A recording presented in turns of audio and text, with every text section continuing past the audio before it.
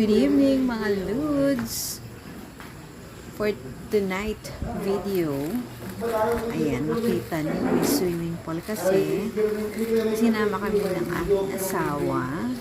Bumisita siya sa kanyang kaibigan na merong private resort. Ayan. Nakita ko yung kanilang aquarium. Parang na-amaze naman ako doon sa aquarium nila. Ayan.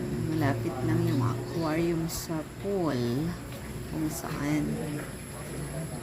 Ayan. Nag-video ako. Ayan yung pool. Okay na to, pang pamilya na pool. At yung anak ko naman nag-billiard, puno. Kasi hindi naman talaga yung anak ko pala billiard. Tapos nag-ikot-ikot kami, naglakad-lakad kami.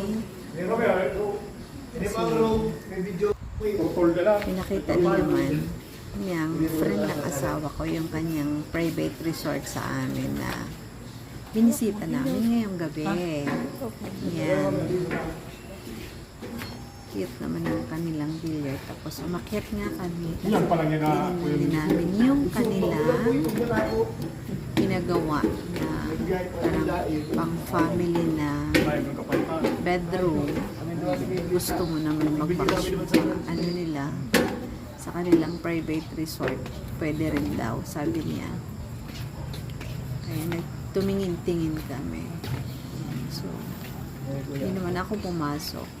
Yung asawa ko pumasok sa room, nakikita nila. Kasi kung meron daw na ano na, halimbawa, mga kapamilya, pwede naman daw dito. Ayan. So, ayan yung mag-ama. Tinitingnan nila yung ano, yung ang tag dito, pang family na bedroom. Ayan. Okay naman. Tapos dito, pag dungaw mo doon sa from second floor, nakikita mo yung kanilang